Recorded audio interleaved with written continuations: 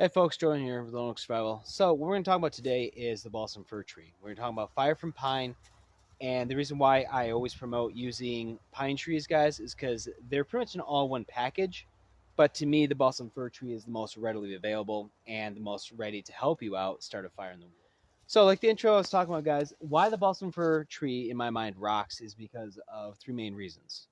Okay, fuel source, yes, larger balsam fir trees that are more mature, just like eastern white pine, they have those big nice branches at the bottom. They're all dead, dried out, ready to burn. All you gotta do is cut them up, split them up. There you go, you got your fuel sources.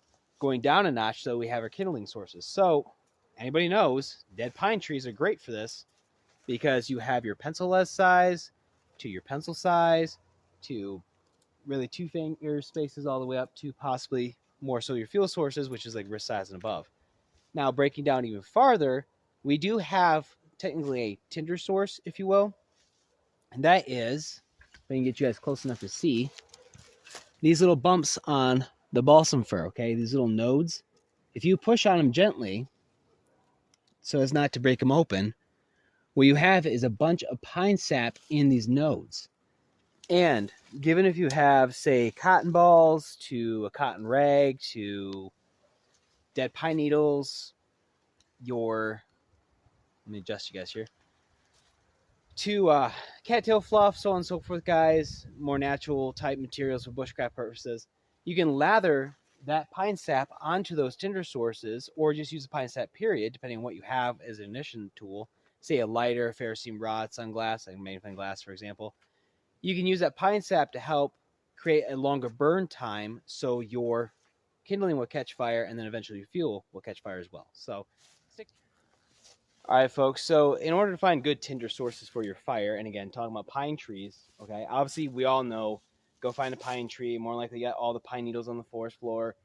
In general, you don't want to pick that stuff up though, because there is moisture inside that tinder source there, and it's going to be more difficult for you to start a fire unless you have like an open flame source like a lighter. Now, that being said, if it's been really, really dry, more than likely probably okay. However, always remember this though. If you find something like this, a broken off branch from a pine tree and all this dead pine needles on here and whatnot, probably pretty good to go. Or if there's like a dying branch, whatever, or just hanging little pine needles, kind of like up here, for example. If you guys can see that, we're just kind of chilling out in the tree. That's fine too. Now, if you don't want to use pine needles for whatever reason it is, so you want to use some bracken fern, that's okay too. Because if there's bracken fern or old man's beard or just dry leaves anywhere, okay, as long as they're off the forest floor, they're exposed to the sun, like this place is, a nice meadow that I got going on in my woods. Okay, if it's exposed to the sun, it's going to be dried out. If it's exposed to the convective breeze, it's going to evaporate the moisture off that tinder source, making it nice and dry and good to go. So let's continue. All right, guys, just so we have a little variety in the video here, this is an eastern white pine tree, guys, behind me right here I'm touching. Now, these are, in my mind, the better trees to get what's known as fatwood. Now, fatwood is basically when a branch on a pine tree dies at, say, a greater angle as well. What happens is all that pine sap in here comes down towards the trunk, right? And a lot of it collects roughly in the last 5-6 inches of the branch coming into the trunk. Now, granted, it could be farther up, so just take the whole branch because you're going to use it for fuel and kindling and everything like that anyways. But what you want to do is try to cut as close as you can to the trunk of the tree, right? That's what you want to do and help you collect that fatwood. Now, keep in mind, though, the more extreme angle this branch is, theoretically and arguably in reality, the more fatwood is going to be present in this branch. So we'll cut this. And yes, you can always sit there and put, like, say, a hat or a rag or something like that, kind of prop it up. That way it catches all this fine dust, but it's not necessary per se.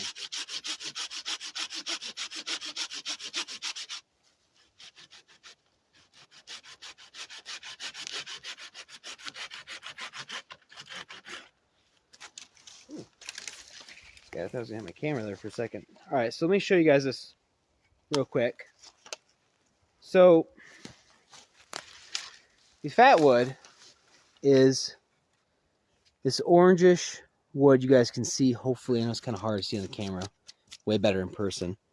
But right up here, guys, you can see differential in color. Okay, that's Fatwood. That's what you want. Now, granted, this is more of a natural way. There are, of course, commercial fire starters out there. There's also even commercial Fatwood that's more so coated with different chemicals to help you start a fire with it. But nonetheless, this is where you find natural Fatwood. So I also want to show different angles of branches as well. This more extreme angle opposed to this branch here. And since both these branches are dead, which is really good way to tell, obviously so, I feel like a lot of us know, is the bark's falling off. You know it's dead. So let's cut this one too.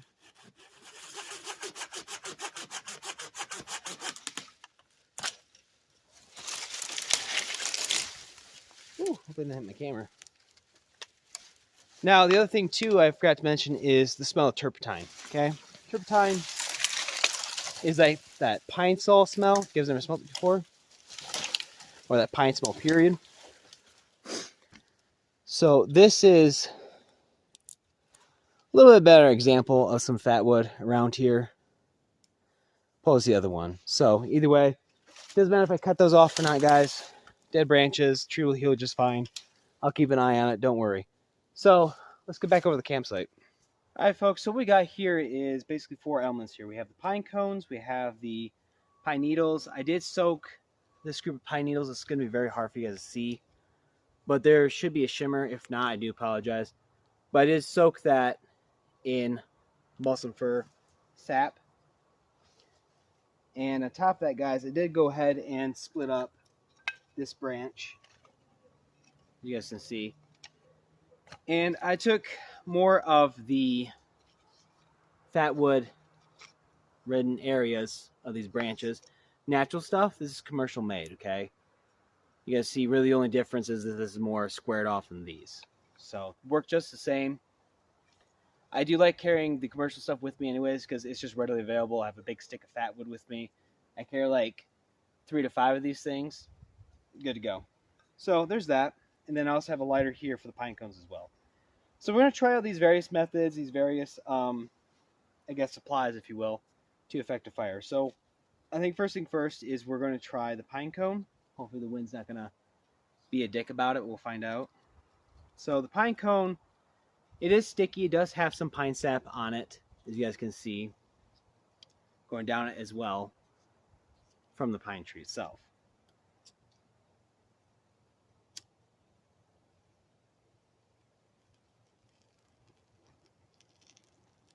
Ooh, okay. So if I had a good tinder bundle ready to go, light this up. Granted, I could just use my lighter on the tinder bundle, but if I want to be snazzy about it and use this, or say I just had a bunch of these in a pile, I can sit there, get all these going, and into a nice fire. So, works well. Now, would that work with a ferrocene rod? I don't personally think it would. I think it'd be very hard to do, and you're probably wasting your time. Now, I'm not going to use the lighter with the rest of the stuff, per se. I'm going to try using just the ferrocene rod. Alright guys, so let's try the plain pine needles here with the ferrocene rod. And obviously there's really 2 main ways in my mind you can hold a ferrocene rod. Either put your boot up here, kind of pin down your tinder source if it's something long, like say a feather stick board or a shavings board, or even like a branch with dead pine needle on it as well. Or you can pin down your tinder source as well, whichever you want to do. I'm going to try doing it this way. I like to support my ferrocene rod with my index finger.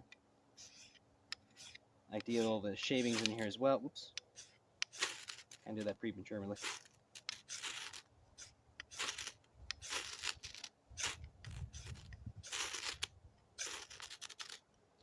Bunched up enough. Ooh. Maybe. Nope. Bunched up again. Try it again.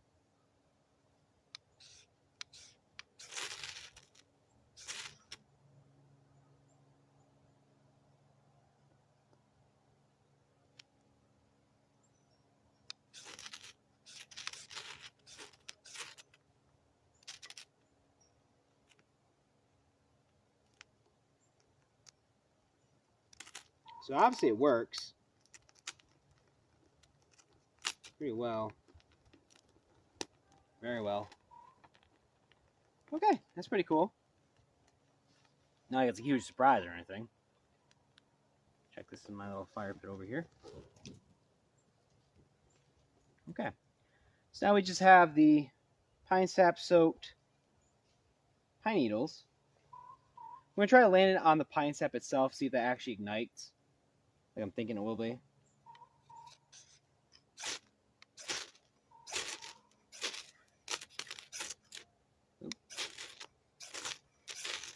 Oh, wait. Do we have flame? Nope.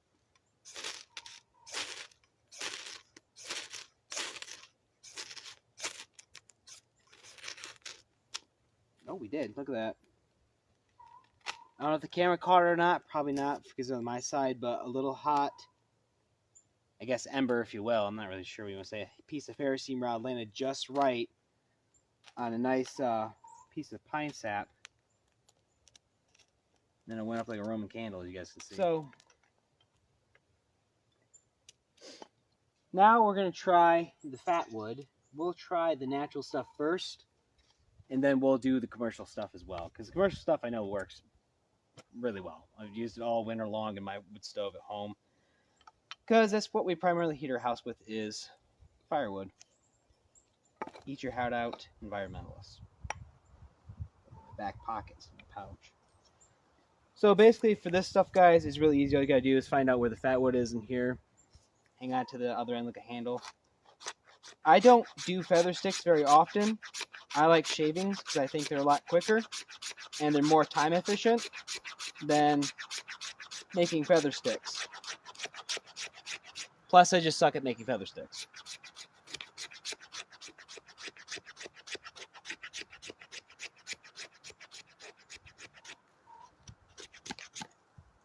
I mean, look at that. Holy cow. Now, this kind of pile, I like to tell people you want at least a 1/4 inch thick by $1/2 size. If not $1/2 size, by 1/2 inch thick, preferably. If you're dealing with, I guess, normal conditions. If it's more wet out, I'd probably try to get as much as you possibly can. Let's just say it that way. And yes, this will work with other branches too, not just Fatwood. So say you don't have coniferous trees where you live at. I'm just trying to protect this from the wind. But you don't have coniferous trees where you lived at. Okay, a dry inside of a branch that you split open would work just the same. Fatwood just has the added benefit of being the highly flammable pine sap in it. That's really about it.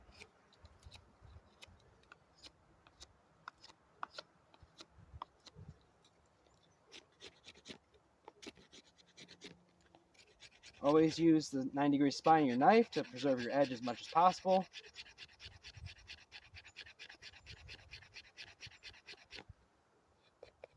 Actually, that one kind of sucks, so we're just going to call it good with this. Alright. Now this kind of stuff, I would probably rather just pin my ferrocene rod down into.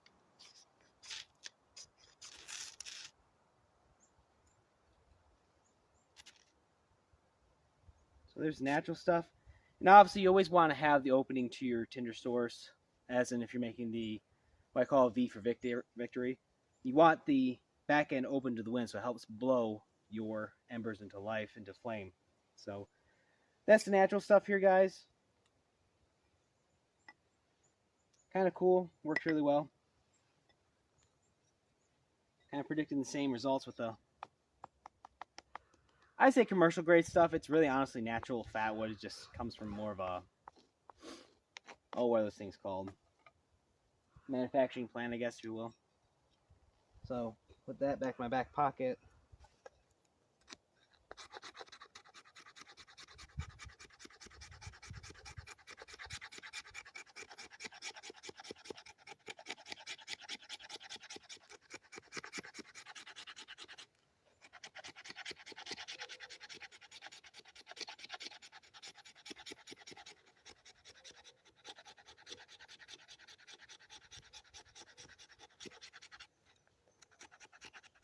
Actually, you know what?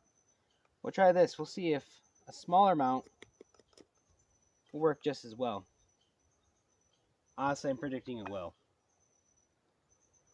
I kind of like to squish it together a little bit.